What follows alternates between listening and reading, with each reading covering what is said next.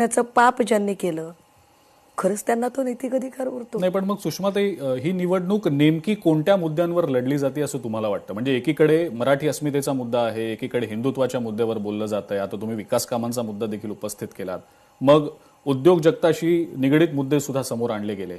ह्या सगळ्यामध्ये जो मतदार आहे तो मतदार नेमका काय विचार करत असेल की ही निवडणूक नेमकी कोणत्या मुद्द्यांवर लढली जाते? कारण एकीकडे मराठी अस्मितेचा मुद्दा सुद्धा येतो, मग मध्येच हिंदुत्वाचा मुद्दा येतो, मग मुद्दा हा येतो की मुंबईचा महापौर नेमका कोण असणार, तो मराठी असणार, तो हिंदू असणार, नेमका कोण असणार? आणि या सगळ्या मुद्द्यांमध्ये कुठे गोंधळ वाढतोय, संभ्रम वाढतोय असं वाटतं? मी आपल्याला एक सांगितलं पाहिजे की ही निवडणूक नेमक्या कोणत्या मुद्द्यांवर असेल. जेव्हा आपण म्हणता तेव्हा मी स्पष्ट केलं पाहिजे की ही निवडणूक जेव्हा आम्ही मराठी म्हणतो ना तेव्हा मराठी म्हणजे काय, तर इथला एक एक उद्योग जेव्हा इथून बाहेर जातो तेव्हा इथला मराठी माणूस बेरोजगार करण्याचा त्यांचा प्रयत्न असतो. ही निवडणूक या मुद्द्याला अधोरेखित करते. जेव्हा इथल्या म्हणजे आमच्या मातृभूमीत, आमच्या शहरात, ज्या शहराला आम्ही आमच्या पूर्वजांनी 106 हुतात्मे दिले, त्या शहरामध्ये मराठी पीपल आर नॉट अलाउडची पाटी लिहिली जाते, तेव्हा त्या पाटीच्या विरोधात जो विद्रोह, जो हुंकार आहे अस्मितेचा, तो मुद्दा इथे अधोरेखित होतो.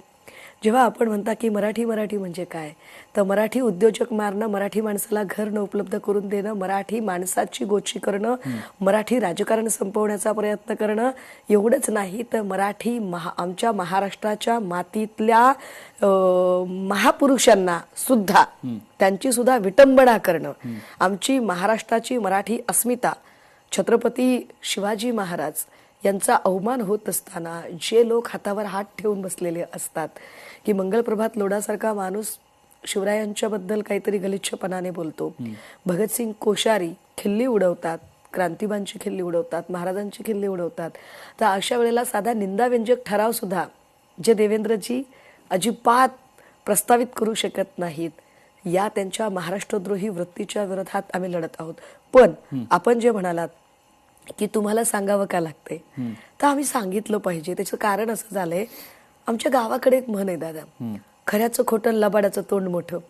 यांचं तोंड इतकं मोठं झालंय ना की ज्यांनी छत्रपती शिवरायांचा एवढा अवमान केला, त्यांचे छत्रपती शिवरायांना फुलं वाहतानाचे होर्डिंग फक्त मुंबईतच नाही तर चांद्यापासून बांद्यापर्यंत लागले. कुणी लावले ते आज तापगायत सांगत नाहीत. करोडो रुपये कुणी उधळले. शिवरायांचा एकीकडे अवमान करायचा, हेटाळणी करायची, कोरटकर सारख्या माणसाला प्रोटेक्शन द्यायचं, कोश्यारीच्या विरोधात ब्र शब्द काढायचा नाही, मंगलप्रभात लोढाला मुंबईचा पालकमंत्री करून टाकायचं, आणि जे जे शिवरायांची हेटाळणी करतायत, अवहेलना करतायत, त्या प्रत्येकाला तुम्ही जे मुद्दे मांडताय ते मी नाकारत नाहीये. मी माझा प्रश्न विचारण्याचा उद्देश त्याच्यामुळे आम्हाला त्यांना सांगावं लागतंय की येस, तुमच्या जाहिराती या खोटारड्या आहेत, पण मुळात या तुमच्या जाहिरातींच्या बजबजपुरीमध्ये जी खरी कामं मुंबईत झालेली आहेत ती कामं मला तुम्हाला तोच प्रश्न विचारायचा होता की मी